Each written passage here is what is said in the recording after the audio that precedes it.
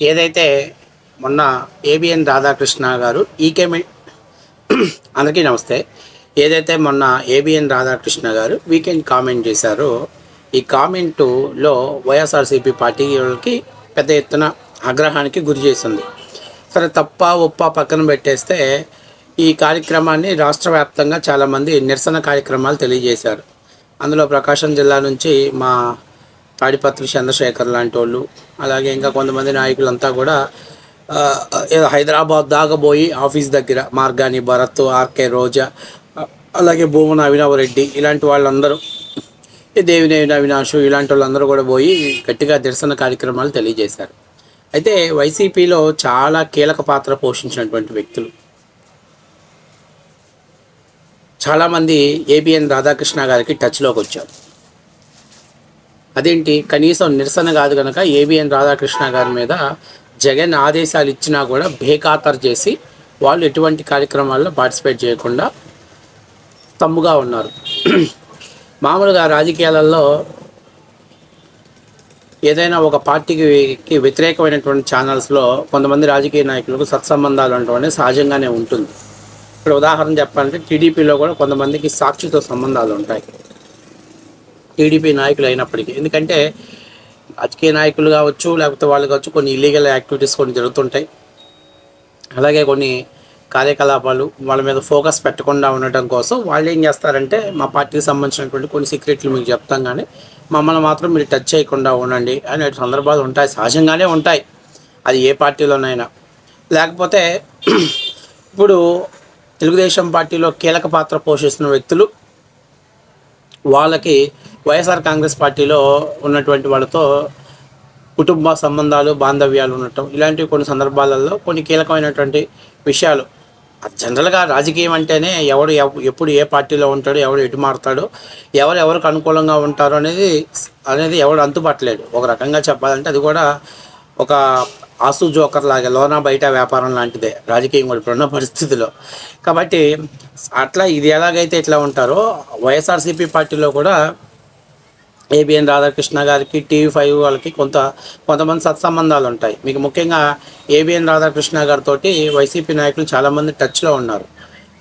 ఎవరో ఎందుకు, వైఎస్ రాజశేఖర రెడ్డి గారికి స్వయాన కూతురైనటువంటి షర్మిలారెడ్డి గారు ఉన్నారు, అలాగే విజయమ్మ గారు ఉన్నారు. లేకపోతే వైఎస్ షర్మిలారెడ్డి తెలంగాణలో పార్టీ పెడుతుందని మొట్టమొదటిసారిగా అనౌన్స్ చేసింది ఏబిఎన్ రాధాకృష్ణ గారు. అంతేకాకుండా వైసీపీకి గౌరవాధ్యక్ష పదవికి రాజీనామా చేస్తున్నారు విజయమ్మ గారు అని చెప్పేసి మొట్టమొదటిసారిగా లీక్ ఇచ్చింది కూడా ఏబిఎన్ రాధాకృష్ణ గారు. అంటే ఇవన్నీ విషయాలు ఎలా తెలిసాయి ఏంటి అనేది, వైసీపీలో కూడా కొంతమంది నీతో సన్నిహితంగా ఉంటాం, మా కీలకమైన అంశాలు చెప్తాం కానీ దయచేసి మా గురించి పెద్దగా ఫోకస్ పెట్టొద్దని చెప్పేసి కొన్ని లోపాయకరమైన ఒప్పందాలు, లాలూచీ రాజకీయాలు నడుస్తూ ఉంటాయి. అయితే తాజాగా నిన్నటి విషయాల్లో చూసుకున్నట్లయితే రాష్ట్ర వ్యాప్తంగా వైఎస్ఆర్సీపీ శ్రేణులు అంబటి రాంబాబు కావచ్చు, లేకపోతే అంబటి రాంబాబు కావచ్చు, ఆర్కే రోజా కావచ్చు, ఫాతిమా గారు కావచ్చు, లేకపోతే అవినాష్ కావచ్చు, అభినవ్ రెడ్డి, ఇట్లాగా పేర్ని నాని లాంటి వాళ్ళు, వీళ్ళందరూ దేవినేని అవినాష్ లాంటి వాళ్ళు ఇలాంటింతా నిరసన గళాలు తెలిపారు. వీళ్ళు కుదిరిన వారు హైదరాబాద్ వెళ్ళి నిరసనతో పాటు అక్కడ రాధాకృష్ణ గారి కార్యాలయాన్ని వెళ్ళి తమ నిరసన తెలియజెప్పారు. అయితే వైసీపీలో కీలకమైనటువంటి పాత్ర పోషిస్తున్నటువంటి వ్యక్తులు కొంతమంది మాత్రం జగన్ ఆదేశాలని అసలు బేఖాతరు చేసి పడేశారు. ఏముందిలే, ఇప్పుడు అంత అవసరం ఏముంది, దానికి కూడా మనం పోయి నిరసన చెప్పాలా అనే విధంగా కనీసం మీడియా ముందుకు వచ్చి వార్తలు ఖండించినటువంటి సందర్భాలు లేవు. బహుశా వాళ్ళకు ఉన్నటువంటి కేసులు ఎఫెక్ట్ కావచ్చు, లేకపోతే ఈ నిర్ణయం పిచ్చి నిర్ణయం అంటామో మరి ఏ కారణాల వల్ల కానీ చాలామంది అసలు ఈ విషయాన్ని బేఖాతరు చేశారు. అందులో మీరు ముఖ్యంగా చిత్తూరు జిల్లా తీసుకుంటే, చిత్తూరు జిల్లాలో జగన్ ఆత్మగా ఉన్నటువంటి చెవిరెడ్డి భాస్కర్ రెడ్డి ఎక్కడా కానీ నిరసన కార్యక్రమం చేసినట్టు కానీ, మీడియా ముందుకు వచ్చి మాట్లాడినట్టు కానీ, మీడియాలో తన అసహనాన్ని వ్యక్తపరిచినట్టు కానీ ఎక్కడా కూడా జరగల. ఎందుకంటే ఆయన ఆల్రెడీ లిక్కర్ కేసులో ఉన్నాడు. అంతేకాకుండా ఇవాళ రాధాకృష్ణ మీద వంటికాలతో దువ్వితే రేపు ఏదన్నా లెక్కల బొక్కలు బయట పెడితే మనకున్న పరిస్థితులను బట్టి ఏదో కష్టం మీద బెయిల్ రావటం జరిగింది. మళ్ళీ ఇప్పుడు పోయి ఆ రాధాకృష్ణ తోటి మీడియాతో గోక్కుంటే రేపటి నుంచి ప్రత్యేకమైనటువంటి మన మీద ఫోకస్ పెడతారు. ఫలితంగా ఇబ్బంది పడతాం అని అనుకున్నాడో ఏమో. మొత్తం మీద చెవిరెడ్డి భాస్కర్ జగన్మోహన్ రెడ్డికి అత్యంత విధేయుడు, ప్లస్ జగన్మోహన్ రెడ్డి గారికి నమ్మకమైనటువంటి సర్వేలు చేసి ఇవ్వటంలో కీలక పాత్ర పోషించిన చెవిరెడ్డి భాస్కర్ రెడ్డి లాంటి వ్యక్తే అసలు కనుమరుగైనట్టు మాట వాస్తవ విషయం. ఎక్కడా కూడా కనీసం నిరసన కాదు కనుక రాధాకృష్ణ గారి మీద ప్రెస్ మీట్ పెట్టి కూడా సమాధానం చెప్పలేదు.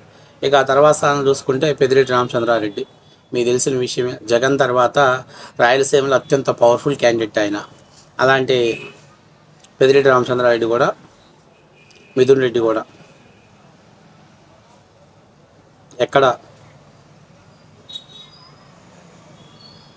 నిరసన కార్యక్రమాలు చేసినటువంటి దాఖలాలు కానీ, మీడియా ముందుకు వచ్చి మాట్లాడిన దాఖలాలు కానీ, లేకపోతే ఎక్కడైనా రాధాకృష్ణ గారిని స్ట్రైట్గా వార్నింగ్ ఇచ్చినటువంటి దాఖలాలు కానీ మీకు కనిపించలేదు. మళ్ళీ చిత్తూరు జిల్లాలో ఆర్కే రోజా, మీకు తెలిసిందే, మీడియా ముందుకు వచ్చి రచ్చరచ్చ చేసిన అభినవ్ రెడ్డి, వీళ్ళే అప్పటి నుంచి మిగిలినటువంటి కీలక పాత్ర పోషించినటువంటి వాళ్ళిద్దరు ఎవరు కూడా ఎక్కడ మీడియా ముందుకు వచ్చి కానీ నిరసన కానీ తమ కనీసం ఖండించినటువంటి దాఖలాలకు కూడా పోయిన లేదు అనేది వాస్తవ విషయం. ఇక మన తూర్పు పశ్చిమ గోదావరి జిల్లాల్లోకి వస్తే మీ అందరికీ తెలుసు, దోరపూడి చంద్రశేఖర్ రెడ్డి. ఈయన గతంలో చంద్రబాబు నాయుడు మీద, పవన్ కళ్యాణ్ మీద నోరు బారేసుకున్నాడు. కానీ ఈ ఏబిఎన్ ఏదైతే కథనాన్ని ప్రచురణ చేసిందో దీనిపైన ఎక్కడ ఆయన మాట్లాడినట్టు కానీ, నిరసన తెలిపినట్టు కానీ, లేకపోతే ఎక్కడైనా రాధాకృష్ణ గారికి వార్నింగ్ ఇచ్చినట్టు కానీ, లేదా కనీసం ఖండించినట్టు కూడా ఎక్కడా కనిపించలేదు.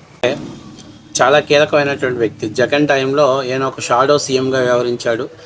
జగన్ గారికి ప్రతిదీ కూడా దోరపూడి చంద్రశేఖరరావు ఆధీనంలో, ఆయన కనుసైగల్లోనే కాకినాడ పోర్టు ద్వారా వ్యాపారాలు జరిగినాయని వాస్తవ విషయం. ఇక మామూలుగా ఏదైనా మాట్లాడితే నోరు బారేసుకునేటువంటి మన గుట్కా, ఈ మధ్య ఏబిఎన్ రాధాకృష్ణ గారి ద్వారా ఒక వర్తమానం, రాజకీయ లాలూచి ఒకటి పంపిస్తున్నాడు మన కొడాలి నాని.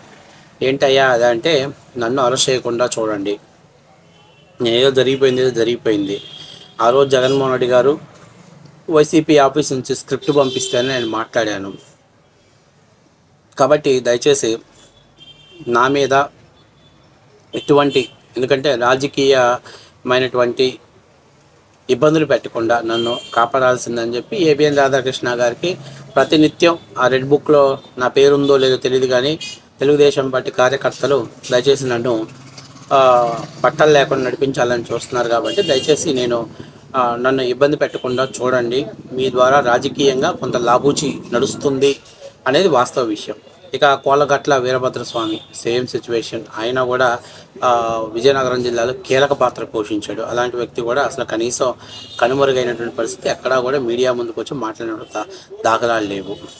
అలాగే పీడిక రాజన్న ద్వారా ఆయన కూడా ఎక్కడా కూడా ఖండించినటువంటి సందర్భాలు కానీ, మీడియా ముఖంగా చేసినటువంటి సందర్భాలు లేవు. ఇంకా కొంతమంది జగన్ పక్కనే ఉన్నటువంటి వ్యక్తులు, జగన్ ద్వారా రాజకీయ లబ్ధి పొందినటువంటి వ్యక్తులు ఎవరు కూడా కొంతమంది ఈ ఏబిఎన్ రాధాకృష్ణ గారి వ్యాఖ్యలకి ఖండించడం కానీ, నిరసన తెలపడం కానీ, కనీసం ఆ పత్రికా ముఖంగా మాట్లాడినటువంటి సందర్భాలు లేవు. ఎందుకంటే చంద్రబాబు నాయుడు గారి విషయాలంటే మాట్లాడి వచ్చినటువంటి వాళ్ళు తప్పలారా బొత్స సత్యనారాయణ కూడా ఖండించలా. బొత్స ఏదో మొన్న రాజశేఖర రెడ్డి గారి మీద ఇలా అన్నాడు అని చెప్పి అచ్చెన్నాయుడు చెప్తే ఆయన మీడియా ముందుకు వచ్చి మాట్లాడాడే కానీ బొత్స కూడా ఖండించిన సందర్భాలు లేవు. సో దీనికి ప్రధానమైన కారణం ఏంటంటే ఏబిఎన్ రాధాకృష్ణ గారితో వీళ్ళకు ఉన్నటువంటి సత్సంబంధాలు, వీళ్ళ రాజకీయ బొక్కలు లెక్కలు అన్నీ ఆయనకు తెలుసు. కాబట్టి ప్రత్యేకంగా మనం టార్గెట్ అవ్వటం ఎందుకు అనే ఉద్దేశంతో చాలామంది జగన్ ఇన్స్ట్రక్షన్స్ ఇచ్చినప్పటికీ కూడా, పార్టీ ఇన్స్ట్రక్షన్స్ ఇచ్చినా కూడా వాళ్ళు బేఖాతరు చేసినటువంటి మాట వాస్తవ విషయం. ఇది వాస్తవం, 100% వాస్తవం. ఎందుకంటే గతంలో పార్టీలు వేరైనా ఒక్కొక్కసారి మీడియా వాళ్ళతో పెట్టుకోవడం ఎందుకులే అని చెప్పి, ఎందుకంటే చెవిరెడ్డి భాస్కర్ రెడ్డి లాంటి వాళ్ళు, మీకు తెలిసిన విషయం, చెవిరెడ్డి భాస్కర్ రెడ్డి లాంటి వాళ్ళంతా కూడా ఈ లిక్కర్ కానీ టెన్నిటి మీద వ్యాపారాలు చేస్తున్నారని గతంలో రాధాకృష్ణ గారు లాంటి వాళ్ళు కూడా తెలిసినా జగన్ మీద నొక్కారు కానీ వీళ్ళు అరెస్ట్ అయిన దాకా వీళ్ళ మీద నొక్కలేదు. దానికి కారణం ఏంటంటే ఆయన తిరుమలలో ఏదైనా రాధాకృష్ణ గారి తాలూకా వాళ్ళకి ఎవరికన్నా తిరుమల దర్శనాలు కావాలన్నా, ఏమైనా కావాలన్నా అవన్నీ ఒడిగం పనులు చేసిన పనులు చాలా ఉన్నాయి. ఎందుకంటే ఎవడు రాజకీయ వైరం పెట్టుకోడు కదా, కావాలని తనని గెలకకుండా ఉండటానికి ప్రయత్నం చేసుకుంటాడు. గెలికిన తర్వాత ఇక తప్పదనుకున్నప్పుడు వైరం పెట్టుకుంటారు కానీ ముందు ఎవరు పెట్టుకోరు. సో ఇప్పుడున్న పరిస్థితిలో పెద్దిరెడ్డి రామచంద్రారెడ్డిది, మిథున్ రెడ్డిది సేమ్ అదే సిచ్యువేషన్. కాబట్టి ప్రస్తుతంలో జగన్ ఆదేశాలు ఇచ్చినా కూడా వాళ్ళ ఆదేశాలను ధిక్కరించి ఎటువంటి నిరసన కార్యక్రమాలు తెలియజెప్పలేదు అనేది 100% నిజం. ఇప్పుడు పార్టీ అధిష్టానం దాని మీద దృష్టి పెడుతుంది. ఇదేంటి నా ద్వారా రాజకీయ లబ్ధి పొందింది, ఎందుకంటే జగన్మోహన్ రెడ్డి మనస్తత్వం మీ అందరికీ తెలుసు. కాబట్టి ఇంత ఇంత హైప్ వచ్చేటువంటి విషయాన్ని కూడా ఎందుకు వీళ్ళు అంత పెద్దగా ఫోకస్ పెట్టలేదు. చెవిరెడ్డి లాంటి వాళ్ళు కావచ్చు, లేకపోతే పెద్దిరెడ్డి రామచంద్రారెడ్డి లాంటి వాళ్ళు కావచ్చు, ద్వారపూడి చంద్రశేఖర్ రెడ్డి లాంటి వాళ్ళు కావచ్చు, వీళ్ళందరూ కూడా జగన్మోహన్ రెడ్డికి అత్యంత సన్నిహితంగా ఉన్నవాళ్ళు. గత 5 ఏళ్ళు పవర్లో చక్రం తిప్పేటువంటి కీలకమైనటువంటి వ్యక్తులు. వీళ్ళు మౌనం ఉండటం వెనకాల కూడా జగన్ టీంకి కొంత నివేదిక వెళ్ళింది దాని మీద. మరి ఎందుకంటే ఇప్పుడైతే ఏం ప్రకటించలేకపోవచ్చు, కానీ రేపు ఎన్నికల టైం నాటి ఖచ్చితంగా జగన్ ఏదో ఒక నిర్ణయం తీసుకుంటాడనేది వాస్తవ విషయం.